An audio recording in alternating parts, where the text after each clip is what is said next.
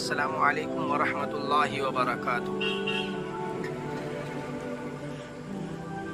बिस्मिल्लाहिर्रहमानिर्रहीम। शहादत की तकलीफ चूंटी के काटने की बराबर होती है। हज़रत अबू हुरैरा रज़ी अल्लाह ताला अन्हु से रिवायत है कि रसूल खुदा सल्लल्लाहु अलैहि वसल्लम ने इरशाद फरमाया कि शहीद कत्ल होने की तकलीफ बस इतनी सी ही महसूस करता है जैसे तुम चूंटी के कांटे की तकलीफ महसूस करते हो। यानी कि जो लोग शहीद हो जाते हैं जंग में, किसी भी दीन के काम में, खा वो दीन का कोई सा भी काम हो, अगर कोई आदमी उनको शहीद कर देता है, कत्ल कर देता है, तो वो अपने शहीद होने को, कत्ल होने को उनको इतनी सी तकलीफ महसूस होती है जैसे कि किसी चूंटी ने उनके काट लिया हो। अज़ाब क़ब्र की तफसीलात। अहले सुन्नत वल जमात के अक़ीदे में क़ब्र का अज़ाब हक़ है। जिस तरह मोमिनीन सालिहीन को क़ब्र में आराम मिलता है और खुशी के साथ क़यामत तक रहना होता है, उसी तरह काफिरों और बदकारों को क़ब्र में अज़ाब होता है। यानी कि जिस तरह नेक लोग होते हैं जो दुनिया में अच्छे काम करते हैं, दीन के काम करते हैं, फ़र्ज़ और सुन्नत और वाजिबात को अदा करते हैं, आदत व अखलाक और किरदार में अच्छे होते हैं, जो भी मोमिनीन होते हैं और सालिहीन होते हैं, उनको क़ब्र के अंदर अज़ाब नहीं होता, उनको आराम मिलता है। क़ब्र उनके लिए एक आराम की, बहुत ही आराम की जगह होती है। इसी तरीक़े से जो लोग काफिर होते हैं उनके लिए क़ब्र के अंदर अज़ाब होता है। अहादीस शरीफा से ये बातें साबित हैं। हज़रत आयशा रज़ी अल्लाह ताला अन्हा के पास एक यहूदी औरत आई और उसने उनके सामने अज़ाब क़ब्र का तज़किरा किया और कहा, अल्लाह अज़ाब क़ब्र से पनाह में रखे। हज़रत आयशा रज़ी अल्लाह ताला अन्हा ने हज़रत सल्लल्लाहु अलैहि वसल्लम से उसके मुतालिक सवाल किया तो आपने इरशाद फरमाया, क़ब्र का अज़ाब हक़ है। हज़रत आयशा रज़ी अल्लाह ताला अन्हा फरमाती हैं कि उसके बाद हज़रत रसूल करीम सल्लल्लाहु अलैहि वसल्लम ने जब भी नमाज पढ़ी क़ब्र के अज़ाब से ज़रूर अल्लाह की पनाह मांगी। यहाँ तमाम मोमिनीन और मोमिनात जितने भी अल्लाह वाले हैं, जो मुसलमान हैं, तमाम ही आलम के मुसलमानों को इस बात पर ये गौर करनी चाहिए कि जो हमारे नबी हैं, जिनके हम ग़ुलाम हैं, जिनकी हम उम्मत के अंदर हैं, वो नबी चूँकि नबी बख्शाया होता है, वो भी क़ब्र के अज़ाब से अल्लाह रब्बुल इज़्ज़त की पनाह चाह रहा है।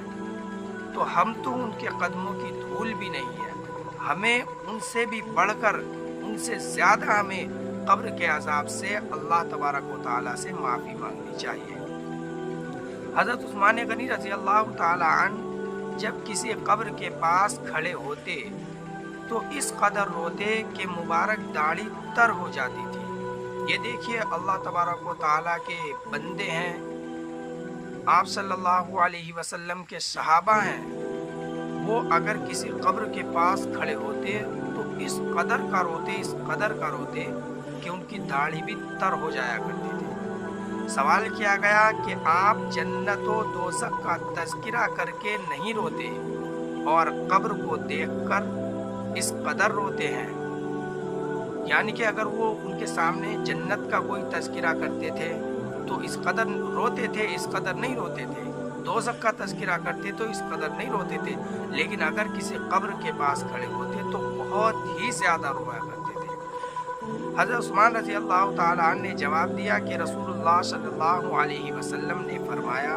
कि बेशक क़ब्र आखिरत की मंजिलों में से पहली मंजिल है। اگر اس سے نجات پائی تو اس کے بعد کی منزلیں اس سے زیادہ آسان ہیں،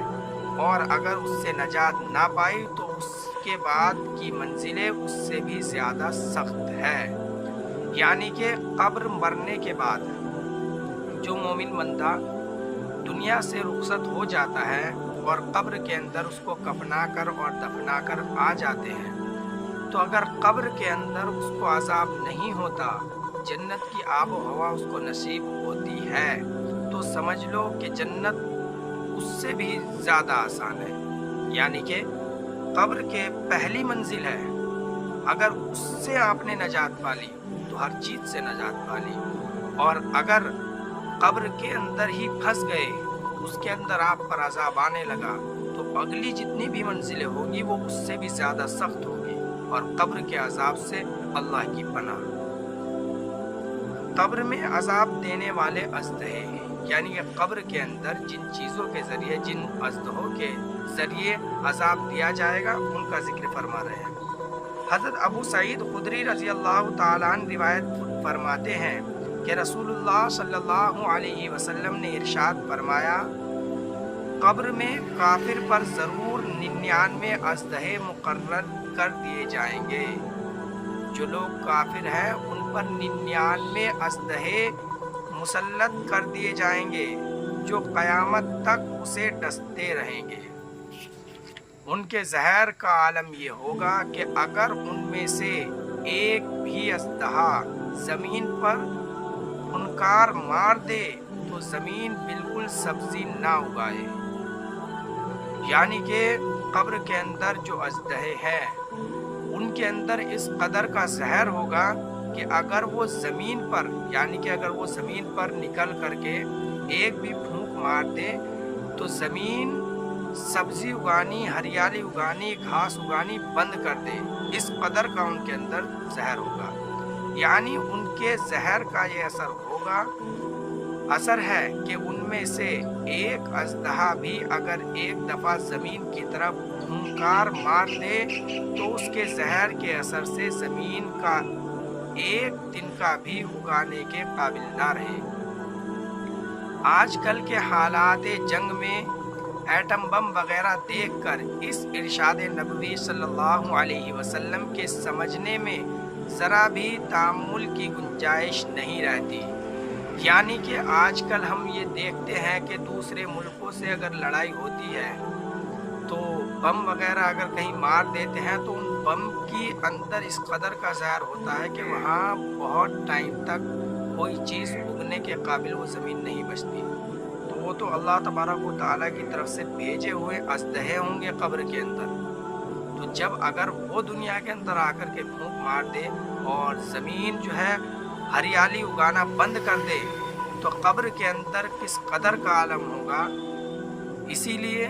ہم بھی اللہ تبارک و تعالیٰ سے دعا کرتے ہیں کہ اللہ رب العزت تمام مومنین کی عذاب قبر سے حفاظت فرمائے، اور ہم اس کے لیے پناہ چاہتے ہیں کہ اللہ تبارک و تعالیٰ ہم سب کو قبر کے عذاب سے بچا کر رکھے۔ زمین کا میت سے بات کرنا۔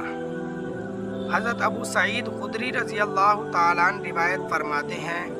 کہ ایک روز رسول خدا صلی اللہ علیہ وسلم باہر تشریف لائے تو آپ نے لوگوں کو دیکھا کہ کھل کھلا کر ہنس رہے تھے، جس کی وجہ سے ان کے دانت باہر نکلے ہوئے تھے۔ ان کا یہ حال دیکھ کر آپ صلی اللہ علیہ وسلم نے ارشاد فرمایا کہ خبردار، بلا شک اگر تم لذتوں کی کاٹنے والی چیز یعنی موت کو کثرت سے یاد کرتے تو تم کو میں اس حال میں نہ دیکھتا، لہذا تم لذتوں کے کاٹنے والی چیز یعنی موت کو کثرت سے یاد کیا کرو، کیونکہ قبر پر کوئی دن ایسا نہیں گزرتا جس دن وہ یہ نہ کہتی ہو کہ میں بیگانگی کا گھر ہوں، اور میں تنہائی کا گھر ہوں، اور میں مٹی کا گھر ہوں، اور میں کیڑوں کا گھر ہوں۔ پھر فرمایا کہ جب مومن بندہ دفن کر دیا جاتا ہے تو اس سے قبر کہتی ہے کہ مرحبا، تو اپنے ہی گھر آیا، سمجھ لے بلا شبہ تو مجھے ان سب سے زیادہ محبوب تھا جو مجھ پر چلتے ہیں۔ جب تو آج میرے پاس آیا ہے اور میرے پاس آ ہی گیا ہے تو اب میرا سلوک دیکھے گا کہ میں تیرے ساتھ کیا اچھا سلوک کرتی ہوں۔ اس کے بعد جہاں تک نظر پہنچتی ہے وہاں تک قبر کشادہ ہو جاتی ہے اور اس کے لیے جنت کا ایک دروازہ کھول دیا جاتا ہے، اور جب فاجر یا کافر بندہ دفن کر دیا جاتا ہے تو اس سے قبر کہتی ہے کہ تیرا آنا برا آنا ہے اور تو بری جگہ آیا ہے، کہ مجھ پر چلنے والوں میں تو مجھے سب سے زیادہ دشمن تھا۔ اب جب تو میرے سپرد کر دیا گیا ہے اور آج میرے بس میں آ گیا ہے، اب تو دیکھے گا کہ تجھ سے کیا معاملہ کرتی ہوں۔ اس کے بعد وہ اسے اس طرح کھینچتی ہے کہ دائیں پسلیاں بائیں پسلیوں میں اور بائیں پسلیاں دائیں پسلیوں میں گھس جاتی ہے۔ اس کو حضور اقدس صلی اللہ علیہ وسلم نے اس طرح ظاہر فرمایا کہ اپنے مبارک ہاتھ کی انگلیاں دوسرے ہاتھ کی انگلیوں میں داخل فرمائی۔ عذاب قبر سے محفوظ رہنے والے حضرت محمد رسول اللہ صلی اللہ علیہ وسلم نے ارشاد فرمایا کہ قسم ہے اس ذات کی جس کے قبضے میں میری جان ہے، جب میت کو قبر میں رکھ دیا جاتا ہے تو دفن کرنے کے بعد جب لوگ واپس ہوتے ہیں تو وہ ان کے جوتوں کی آواز سنتا ہے۔ اگر وہ مومن ہوتا ہے تو نماز اس کے سرہانے آ جاتی ہے اور روزے اس کی دائیں جانب آ جاتے ہیں اور زکوٰۃ اس کی بائیں جانب آ جاتی ہے، اور نفل کام جو کیے تھے مثلاً صدقہ اور نفل نماز اور لوگوں کے ساتھ جو خیر خواہی اور بھلائی کی تھی وہ اس کے پیروں کی طرف آ جاتی ہے۔ اگر اس کے سرہانے کی جانب سے عذاب آتا ہے تو نماز کہتی ہے کہ میری طرف سے جگہ نہ ملے گی، پھر اس کی داہنی طرف سے عذاب آتا ہے تو روزے کہتے ہیں کہ ہماری طرف سے بھی جگہ نہ ملے گی،